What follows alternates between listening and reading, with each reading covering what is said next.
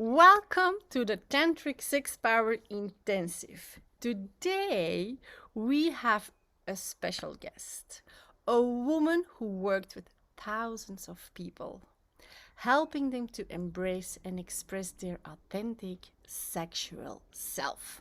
She's a tantric belly dancer and she's doing this in a special way, so maybe she will share something about it.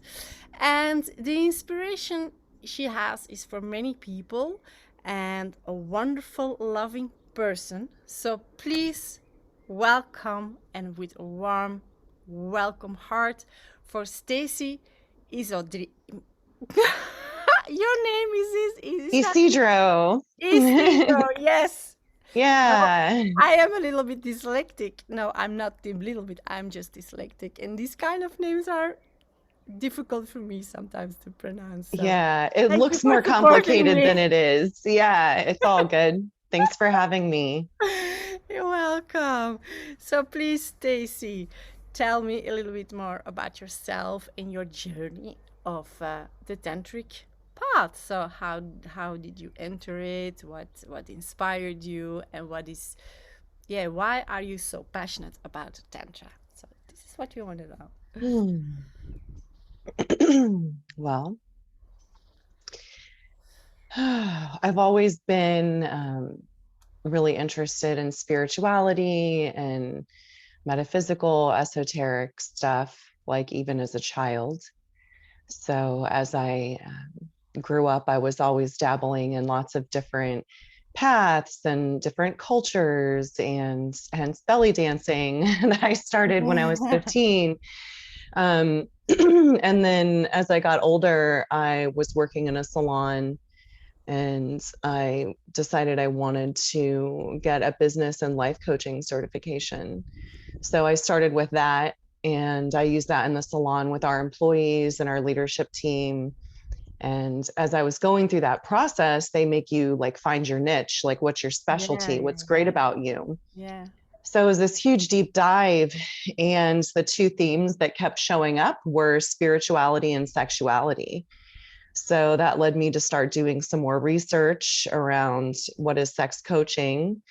And I found a sex coach and I started talking with her, and she gave me a lot of different resources, everything from Tantra practitioner hands on work to doctor stuff. So I went off on my own adventure and That sounds decided that I'm, one way. yeah, really called to the Tantra and sacred sexuality. So that's where I kind of started that journey. I've always really been into Buddhism, Tibetan Buddhism. Oh, me And so, too. yeah, that kind of seems like a natural flow there. Yeah. And yeah, and then I went ahead and I actually got a actual sex coaching certification. Um, so I'm with the World Association of Sex Coaches. And then I even had been following another Tantra practitioner named Jaya. And she's a world-renowned sexologist. And she came up with a program called the Erotic Blueprint Breakthrough Course. Oh, And yeah. so I did that and then became a certified erotic blueprint coach. And I've been mentoring Awesome. with her the past few years. And yeah, just working with people and continuing my own journey. Awesome. Wow. Well, we talked before, of course, and we were talking about why we think Tantra is not about sex and also about orgasms and what is more to an orgasm than just having an orgasm. So it would be wonderful to share your vision and your insights with us to inspire us with your expertise and knowledge. Sure. So I believe it's very Taoist. It's that orgasmic energy is the life force energy that flows through you and makes you alive. Yeah. And we can experience orgasmic energy in all different areas of our lives.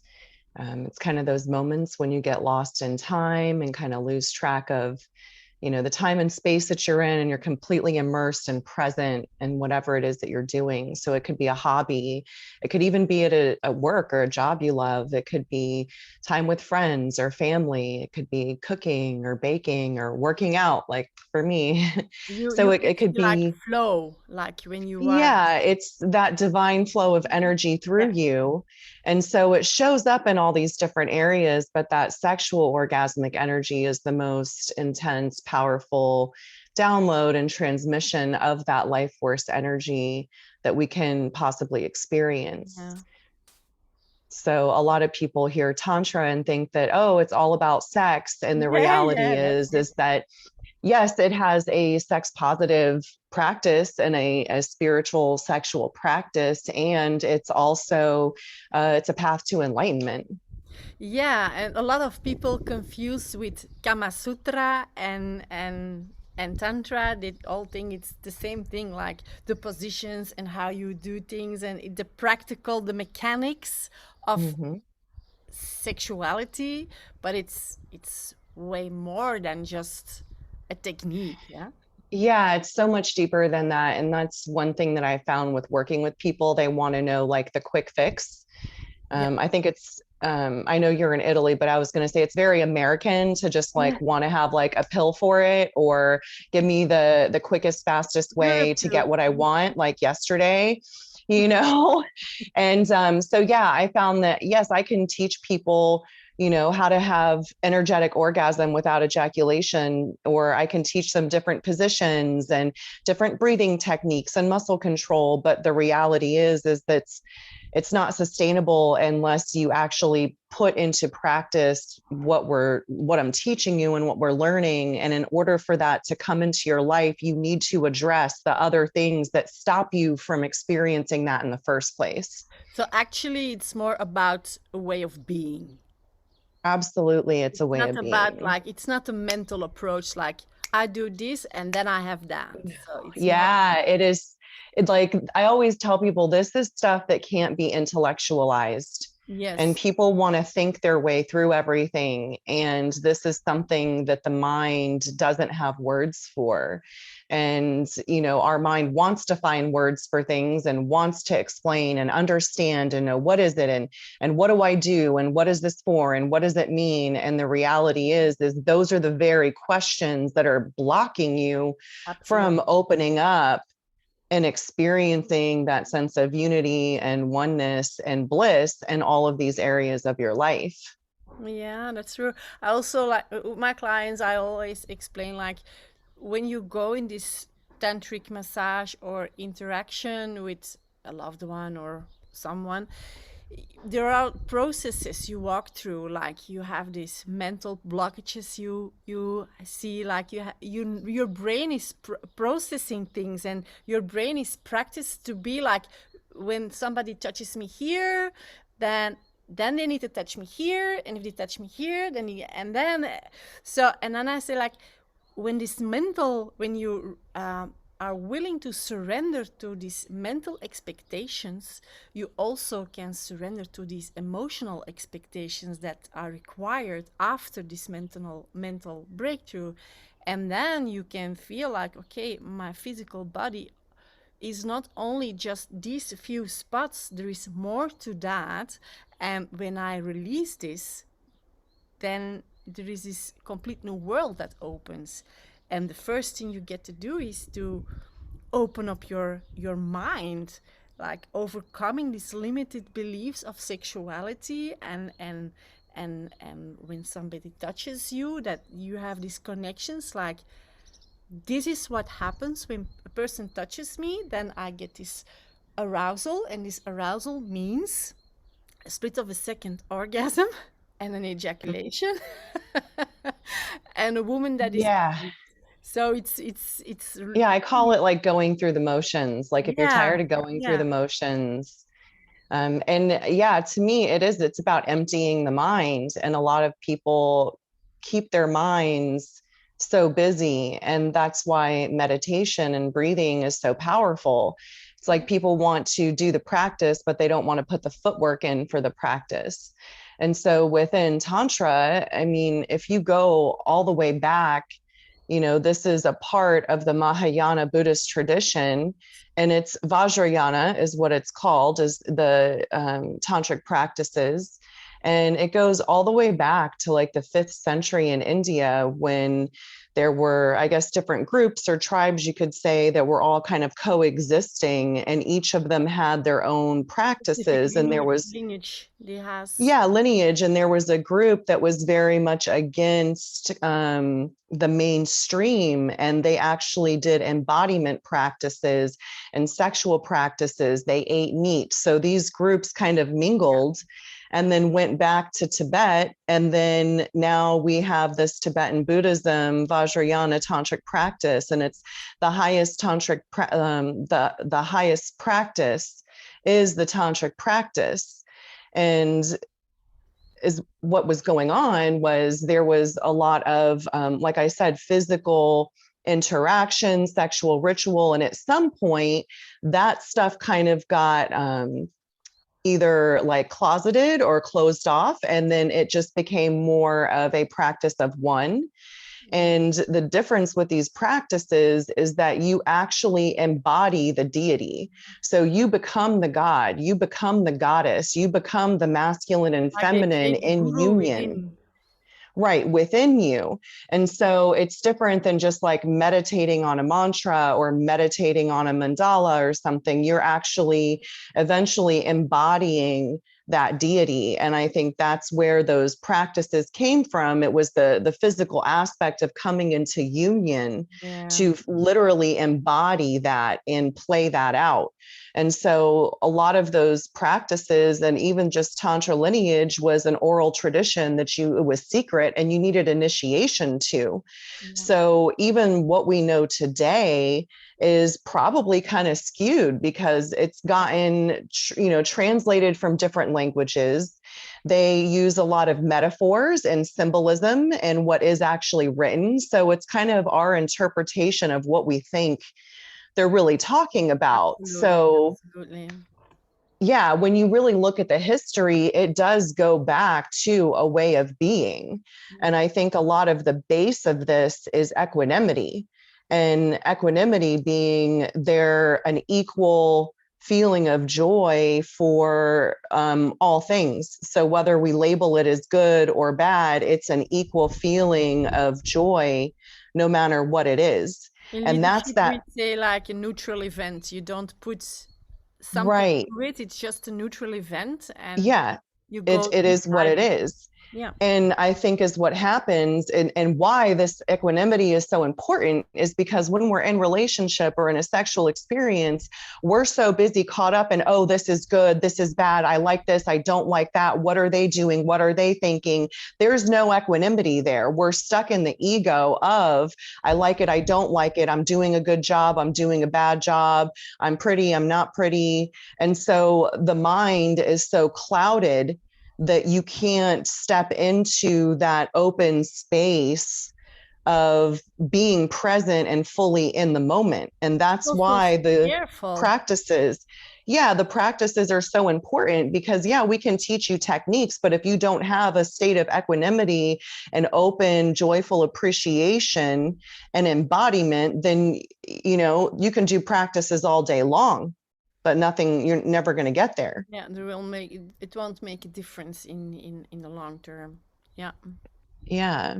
And for example, when you say like, okay, so a tantric orgasm, when you really embody that, it also has this magical, mystical story around it. Like, okay, we can use this as magic.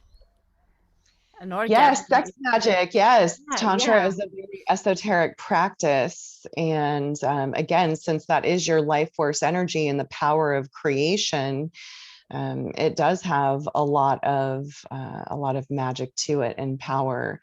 And it's a different type of orgasm than just a sexual orgasm.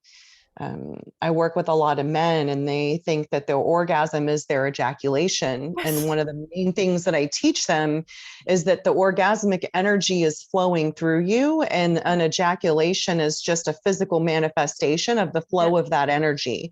So Yeah. the practice is to tap into that flow of energy and flow the energy, and then you can choose whether or not you want to ejaculate. So it's a full body energetic flow. And the biology of what's going on is when they get to that moment of, oh, I'm about to come, is what they say. Yeah. Yeah. Usually is that's when your brain starts producing all of the feel good chemicals, endorphins, hormones in your body that takes you into that bliss state. And then once the ejaculation occurs, it's like you're going from a genital focused arousal to a full Yes. body Yes. arousal. Yeah. And so the idea is to stay in that state of full body orgasmic energy and full body arousal, rather than shooting all the energy out and then going into a refractory period. Yeah, that's true. So And it that feels and different. it sustains so longer. It's not a split of a second. It's just you Yeah. go into this wave, and it's Yes. for a man. It's an experience like having an orgasm. Like a woman can have an orgasm. A woman can Yes, go that's what I always in this say. wave, and man can learn to have an orgasm like a woman. And often men are jealous, like she can come and come and come, and for me it's just like once, and I have to wait for X time before I can go on. And Yeah. tantric orgasm, it's completely different because you, Yeah, I like calling it, it's like an orgasmic state, yeah, riding and tiger, they say in the tantra. yeah, it's an orgasmic state. And I think that, men are kind of conditioned to think that their cock has to be hard the whole time. And when you're experiencing energetic orgasm, it doesn't matter if it's hard or not. And it's No. naturally going to kind of wax and wane in the strength of that erection. Yeah. So that's a whole nother mind piece that needs to be addressed, is like, Yeah. you are not the strength of your erection, and your pleasure Yeah. is not tied to the strength of your erection. Absolutely. Yeah, it's for men. It's also a challenge because ejaculation and an erection is part of the manhood in their mind. Like it's part, like if I'm not doing that, then I the value of my masculinity is not there anymore. And especially when men get older, it's a natural flow and they start to experience their sexuality in a more authentic way, but they keep going to this memory of this is what I used to be and I'm not that man anymore, so I'm ain't no good anymore. And Yes. it's yeah. Yeah, that's a huge thing. I did this really deep dive a few years ago, interviewing men on what does it mean to be a man. And it Yeah. was amazing Awesome. how much their masculinity was attached to um, their sexuality. Yeah. And I always explain to them, like, what they're attaching to and holding as that be all end all is that procreative time of their life. So Yeah. your peak Yeah. sexual Yeah. existence is not your peak pleasure. This is No. simply your procreation biologically.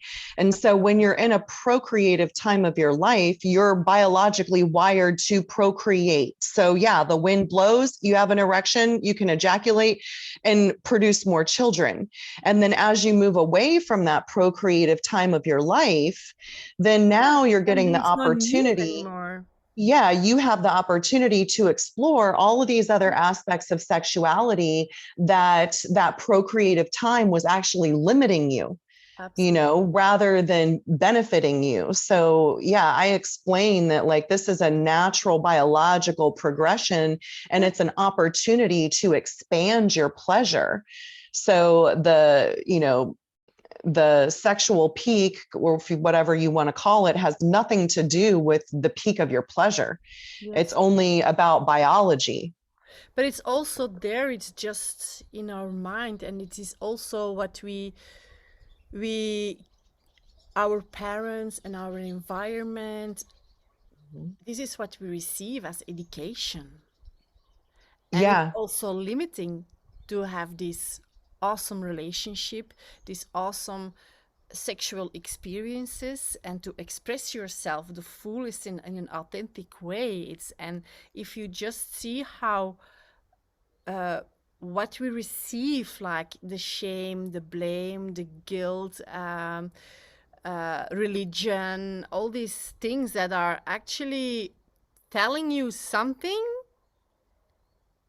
and it's equal to a specific lifestyle, equal, this is good, this is bad.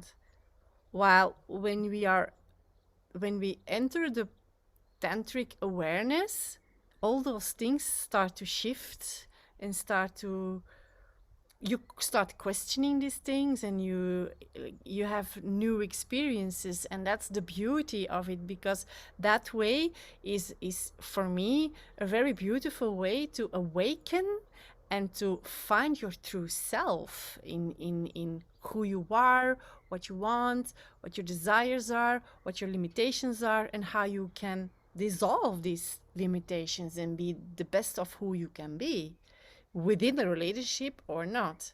But the most important relationship for me is finding balance within yourself, like discovering your masculine and your feminine energy, and find this intertwined feeling of happiness and bliss within yourself, and not needing to have another person to make you happy, or another person to give you something, and create this co-creation, codependent situation to have sexual intimacy or have an orgasm, or yeah. So Yeah. And my light just went off, so I kind of lost my train of thought there. But yeah, going back to, you're talking about the most important relationship is the relationship with yourself. And I think it's interesting what you were talking about. It's like when we're children and we're born, we're in this wholeness, completeness, and then the world starts to chip away at that and tells us who we're supposed to be. And then so I talk to people about, it's like unlearning all of those things that you were either consciously or subconsciously programmed absolutely. from society, culture, family, religion, all of these things. So yeah, it's a process of unlearning um, stuff that we've learned. It's like you spend half of your life learning and then the other half unlearning these things that are holding you back. Yeah, and it's us that it's our stories eventually that determine the way we act, the way we think, the way we make choices or decisions, or the choices we make to interact with specific type of people.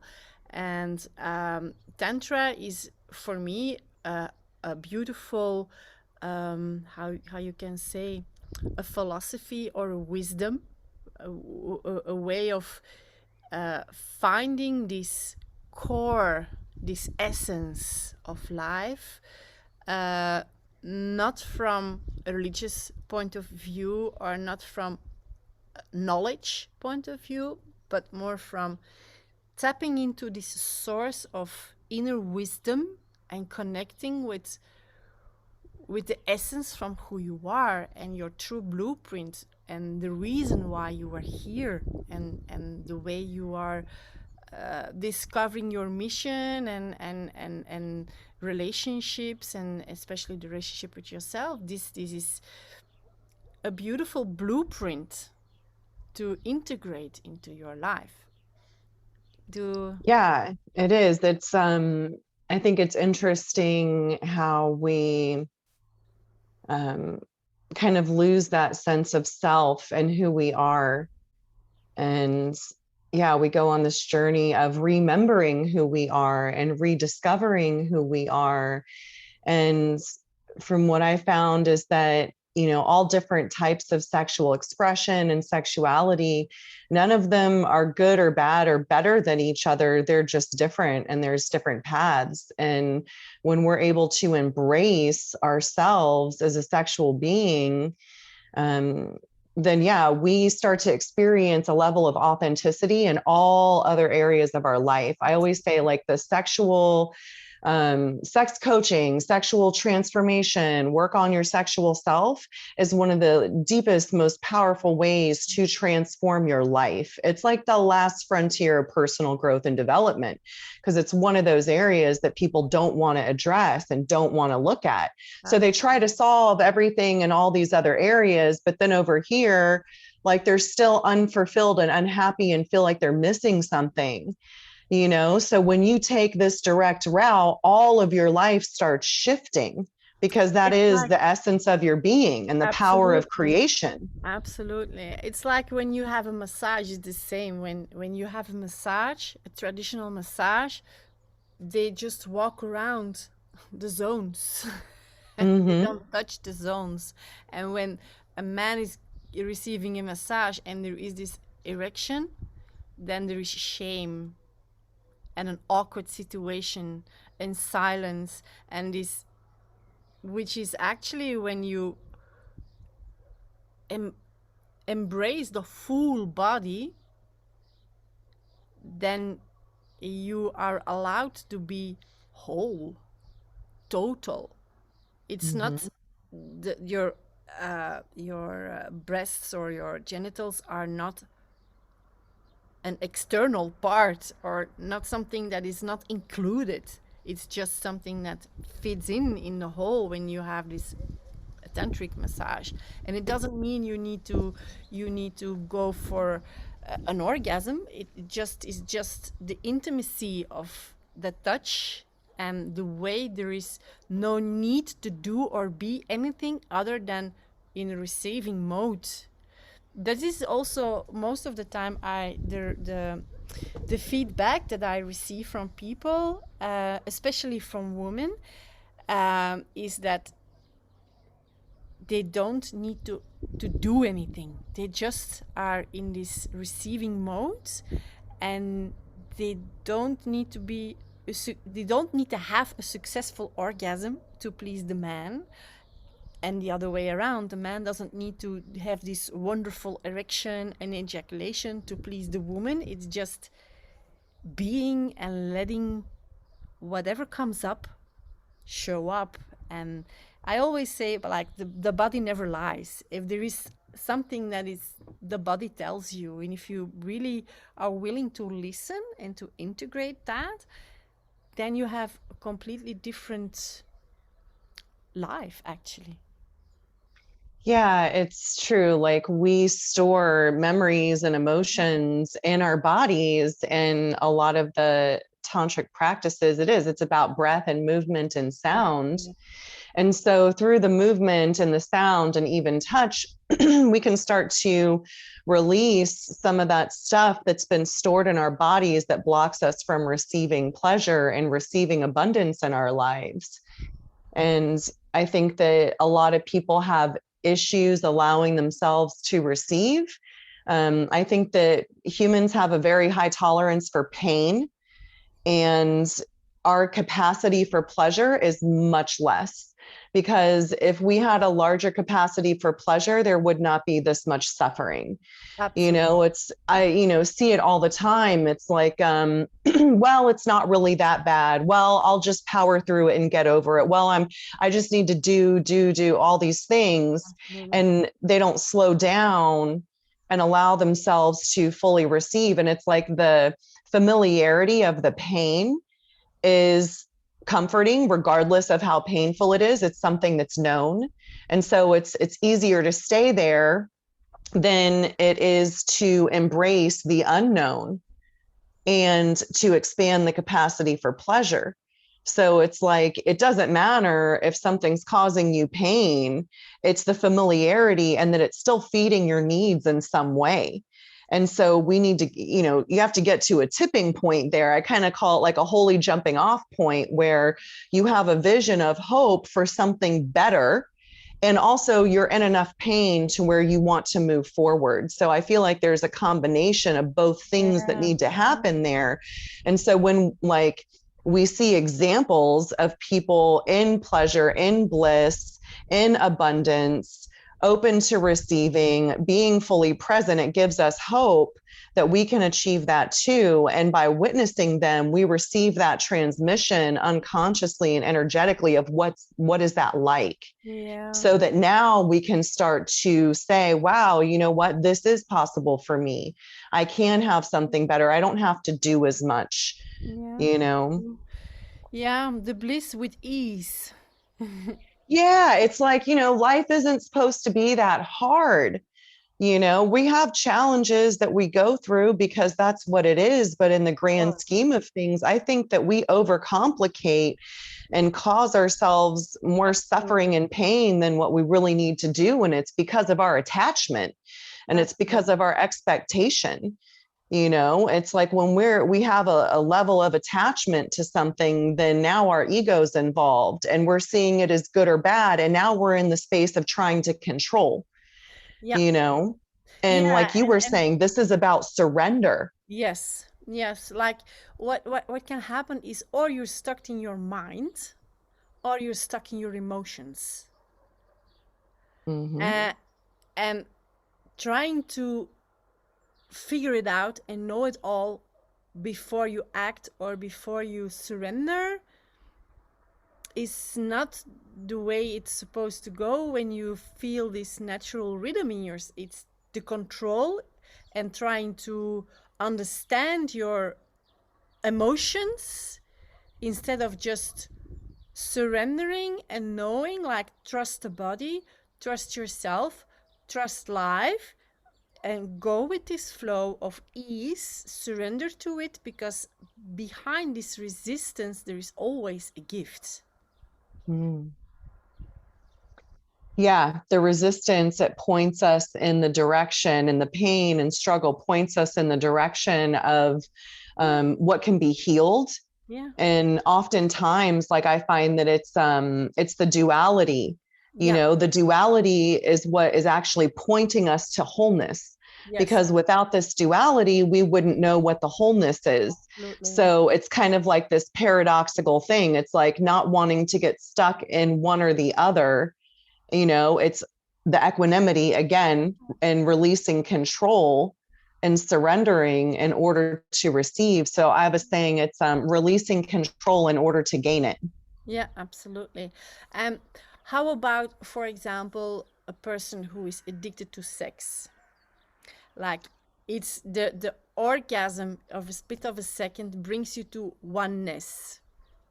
So when people feel this oneness, they desire to relive it. They want to have it again and again and again. And what is your um viewpoint about that? I see you smiling. I Oh, like girl, don't get me started on this. that. Yeah. Tell me. Okay, how much time do you have? Wow. Okay, That's only so for one of the now. things, yeah, that I've really had a lot of experience with is actually addiction. And I have worked with a lot of people who say that they're, addicted to sex or addicted to phone sex or addicted to porn or all of these things. I have personal experience with substance abuse. So for me, addiction is a much more like physical health related issues. So I've gone through it. Like psychologists will tell you can't be addicted to sex. That's not a thing. You can't be addicted to porn. This is classified as a compulsive behavior. So you have a compulsive behavior disorder, right? So yeah, so that's like a whole loaded hot topic. And I do understand, because I have worked with people, the feelings of like worthlessness and hopelessness when they're stuck in a behavior pattern that is compulsive and it's not serving them. So I do understand that there is still pain there and suffering, and that you can, like you could be addicted to cortisol, you could be addicted to drama and addicted to being in pain. So yeah, there is like a chemical release that's happening in your body. And so you're craving that and craving that and craving that. Um, so yeah, for me, I think that one, I feel like there's an ego there, and I feel like it's a seeking outside of yourself for something that is within. because to me, addiction, if we want to use that word, just blanket, it's, it's doing something repeatedly, knowing that you're having negative results and not being able to stop. Right. So if you just blanket term that, it's that I'm seeking outside of myself to fill myself inside. And I think that I'm lacking or broken and I'm stuck. So I need something out here to fix me or whatever, or make me whole and complete. And so to me, addiction is more of a spiritual problem. There can be physical components, obviously, and emotional and mental components, but it's a spiritual issue because you're seeking outside of yourself and you think that you're broken and you think that you're not whole and complete. And what you've been speaking to is that we are whole and complete within ourselves. And tantric practices it's a process and a practice of remembering our wholeness and completeness. And so once we start releasing the expectation and attachment to the things outside of ourselves and start seeking them within, that's when those tendencies start to subside. And it can be a painful process because we're stuck in this behavior pattern, and this behavior pattern is defining us. So now that we shift away from it, you can still go through a grieving process and a sense of loss of the person that you were before, because that was comfortable. And now you're opening and stepping into your wholeness, and success can be just as scary as failure. Responsibility comes with success. And if we accept that we are whole and complete, we're taking full responsibility for ourselves. It's no longer someone else's, it's no longer someone else's fault or issue that we are the way that we are. So that level of personal, what we right. Exactly. So that level of personal responsibility is like, it can be scary, but I'll tell you what, that's freedom. When I can accept and own where I'm at and own what's going on, and I make a conscious decision on how I want to respond to something instead of being in a compulsive reactionary state, that's freedom to me. Yeah, and when other people don't have power over you on how you feel or react or the things you think, like for example, you can experience yourself as a victim from somebody else, or somebody else is like, I am the victim from you. But the moment you take full responsibility for the things you think you do and you express, and the things actually you source, because it's a co-creation and it's a choice of what kind of reality do I tap into, what is empowering me and what is disempowering me. And the moment you realize that there is a choice, like I can be a victim, or I can empower myself and own my situation, that's a completely different story. And from this tantric point of view, and looking to addiction or abuse, there is always a way of seeing everything that comes your way as a key to something else. And it it's embracing those challenges. Yes, and it's also and gratitude for our challenges, and stepping deeper connection with who you are, instead of seeking it outside. I love what you're speaking to, is that that drama triangle there, where someone's the victim and the perpetrator. I have a saying, it's save the drama triangle for a BDSM scene. That's where it belongs. It could be in a consensual scene. You can play those roles and it'll be super hot and juicy, but in real life, that sucks and it will be miserable. Absolutely. And this is also this thing about addiction, from my perspective, is like, there is this, the moment you have an orgasm, you have specific hormones that are in your brain that release and creates actually a way of being whole with everything. Like you go beyond space, time, and reality at that That moment. good old oxytocin. Yes, and yeah, and DMT it's a natural substance that you can create because of the pressure on the pineal gland, the energy that this Kundalini prana energy that forces and presses your pineal gland, and the moment you have a sex addiction, from my point of view, when people say like, yeah, I need to have this orgasm and I need to have just somebody to relive this experience, it is more like you said, it's a spiritual journey, and it's there is this unawareness about what is happening when you have sex and having an orgasm. And when you are able to have a tantric orgasm, it's this wave, but it's the same process, but it's prolonged in the first place. And you can create the same processes in your brain when you are doing a deep meditation, or when Breathing you're techniques, breath breathing work, techniques, movement. yoga, but also BDSM, Mm-hmm. and also people, like there can be a pleasure and there can be an experience, but also people deep dive in there and just can't have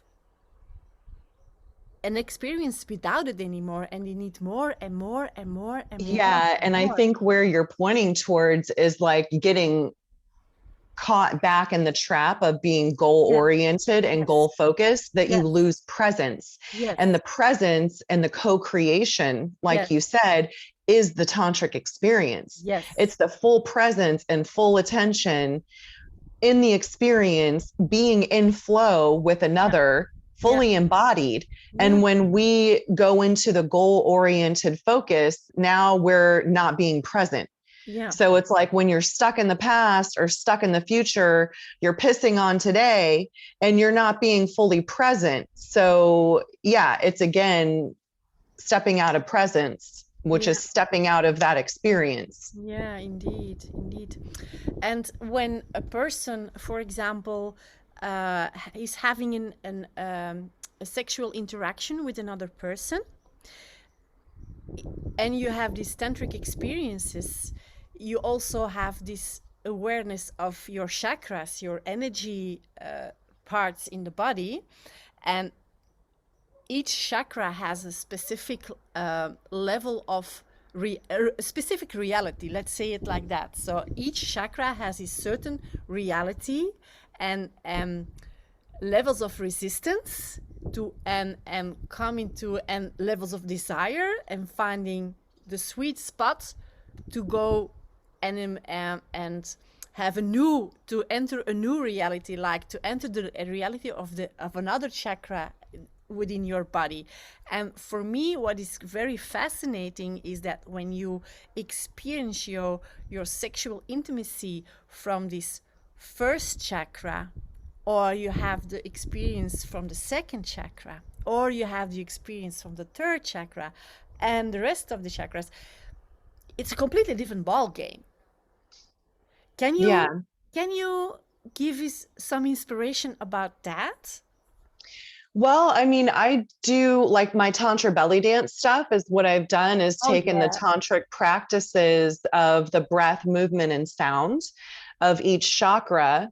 And then we go through and we activate each chakra with breath and movement and sound and activate each one. And then, move and open awareness.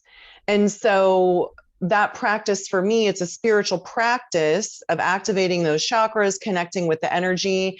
So we do the Ipsalu formula. So it's like activate the body, still the mind. And we create an intention first, activate the body, still the mind, arouse orgasmic energy, which is the chakra, And then is what we do is once we've activated the chakras and gone into open awareness and movement, then we transmute that energy and send our intention up to the universe and the orgasm in the sky. So it's kind of like a sex magic practice. And the belly dance movements are actually really compatible with the chakra activation. So that's one of the practices that I do myself. And then I was like, oh, I should totally like do this with other people, because I've been a professional belly dancer over 20 years and I mostly Oh, awesome. perform. And people are like, oh, you should do your own class. And I'm like, whatever. If I do a class, it's going to be unleash your intersexual goddess. And so I was like, wait a minute, Tantra belly dance. That's exactly what that is. Yeah. So that's kind of how that came about. But Wow. yeah, it's going through and feeling, your energy in each one of those chakras and transmuting it and activating it. And it does help to open those chakras, but help you become more embodied, experience pleasure in your body. I think that people get caught up on the word pleasure or arousal and they associate it, or even intimacy, they associate it only with sex. And what I realized is that there's all different types of intimacy. Absolutely. And arousal just means that it's interesting to you or stimulating in some Yeah. way, and pleasure is really enjoyment. So I'm in pleasure now having this conversation. Yeah. I'm enjoying this. So it's like when we limit our view of what pleasure and arousal and enjoyment is, like we're limiting our capacity to receive abundance and love and pleasure in our lives. Yeah. And can you, for example, give an example about the way when you go in an intimate interaction with your partner, how it looks like how can you experiment with interaction from this first chakra, have an interaction from the second chakra. Can you give some examples of that? Like how what can people experience with when now they listen to this interview and they get inspired and they want to do something with it and they go home or they come together and they what kind of environment can they create and things like from the first chakra, let's say the first three chakras to start with, like, and what kind of environment and type of interaction they can do from the second chakra, and what type of environment and interaction can they do So on the the third. way I see it, it's like the first three chakras are very self-focused. So I feel like there's a lot of eroticism there, Yes. which has to do with the space between and the two people coming together. So it's like, Yeah. ooh, these are my needs, and oh, these are my needs. And there's a level of separateness that builds tension and pleasure and arousal. So these are very self-focused. I feel like once you go into your heart chakra, now Thank you're in you a for saying connective that. space. And then once you start going above, those are more of this collective consciousness, transcendent, something you than me. Yeah. So I think a lot of people operate, in 1, 2, 3 and have fast food sex, when the goal is really, or if you want to say a goal or the invitation is to open your heart and come from a place of connectedness, you Exactly. know, and see what happens from there. So, like, my partner and I, it's kind of funny because, we'll enter each other's space and then it's like, oh, hi, hey, what's going on? And it's like we were just talking 2 minutes ago in the other room, but all of a sudden it's like we stepped into this space where now we're seeing each other again with like new openness and an open heart and looking to step into love and connection, whatever that looks like. And so there's an element of, you know, leaving the trash that you didn't take out, that you forgot to pick up the milk, that whatever, the car broke down, or it's leaving all that stuff at the door and stepping into a space of love and connection. And I think the communication is a really big piece. And I believe that the equanimity leads to greater communication, because now we're communicating openly without the fear and judgment on ourselves and each other. Yeah. So stepping into a container where, okay, we're going to agree to be, make this bubble and be in the space of connection. And for example, okay, today we're not necessarily we were not orgasm focused. Today we're not going to do penetration. We're going to experiment with all these other things. We have 1 hour. Great. Let's step into the space. So it's about communicating like, hey, these are my desires, these are my fears, these are my boundaries, and then coming together and creating an experience around that within that container. And then you can change the container all the time. It doesn't have to be the same thing all the time. So I think that that's a really good tool to use, is setting I call it setting time aside to be spontaneous. Oh, Because wow. everyone's like, oh, I don't want to plan sex. I don't want to plan this. Da, da, da. Well, guess what? You planned it when you were dating. You planned to go out on Friday night. You planned that you were going to be intimate with that person. You said, what am I going to wear? I'm going to do this perfume. I'm doing my hair this way. We're going here. We're going there. And then now that you live together, you don't think you have to do that anymore. Yeah. You know? So I always say it's carve out time It's the to be pitfall of spontaneous. every relationship. Yeah, you can do whatever you want in that time. You don't even have to have sex, but if you block off an hour or 4 hours on that day, don't put anything on that calendar and just plan to be together and see, where does the moment take you? You never know where the moment can take you when you're not attached to an end goal and you're releasing the expectation.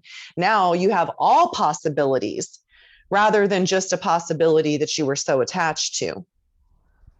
So yeah, when you say like the first three chakras are very self-centered, and all the other chakras from the heart and above are more universal centered.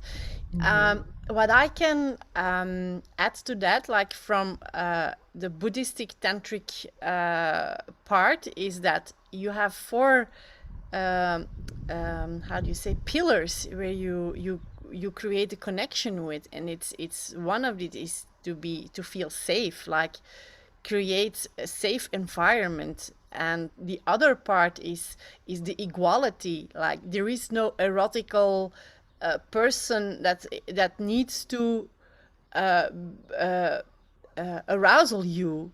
It's just the equalness, like we are two people and we are in an interaction with each other. And the not there is no purpose to the connection other than the connection itself, like there is no reason to push for an orgasm. It's just the interaction and the intimacy that's important. And the trust that you put inside of the circle or the bubble or the space you create. These are the four main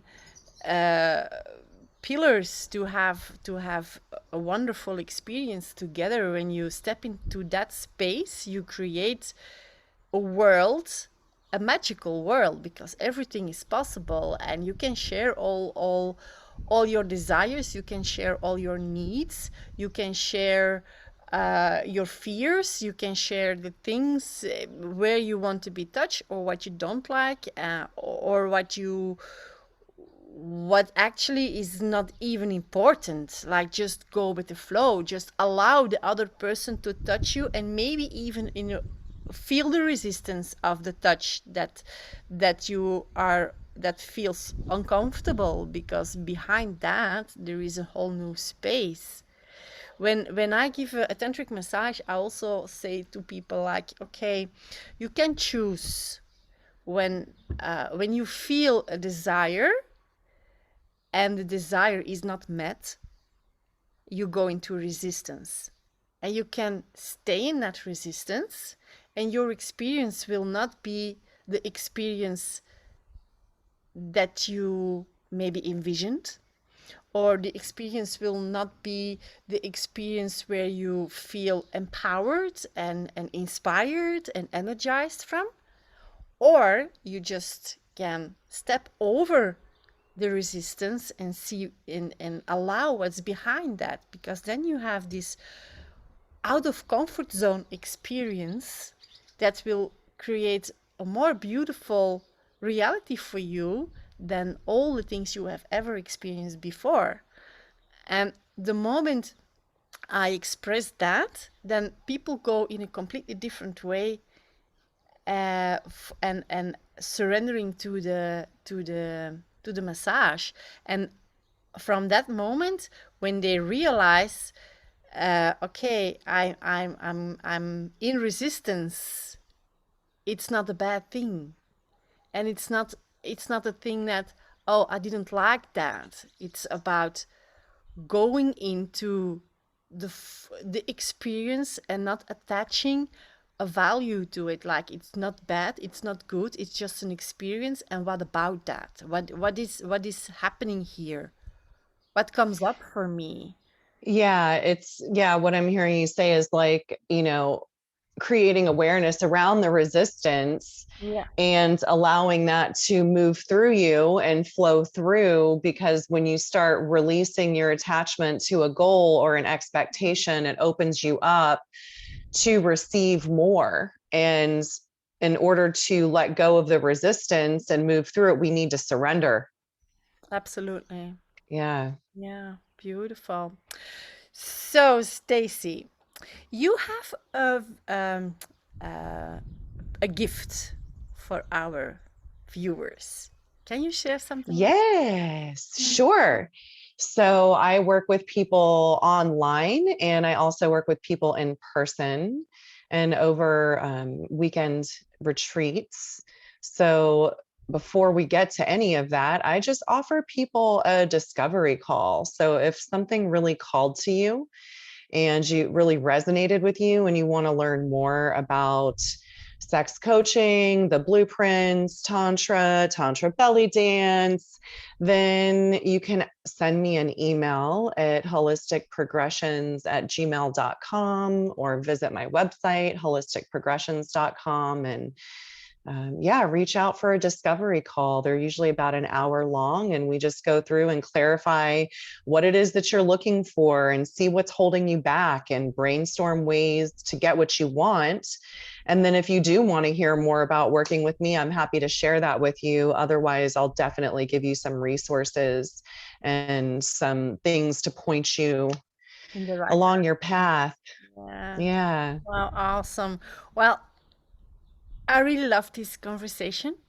So, yeah, thank you for being here. And for the people who are viewing, you will receive all the information of Stacie in your email. And then I also would love to thank you for being with us Mhm. and sharing this precious moment and time with us. And for the next interview, we see you later. Bye bye. Thank Thank you so you. much. Bye.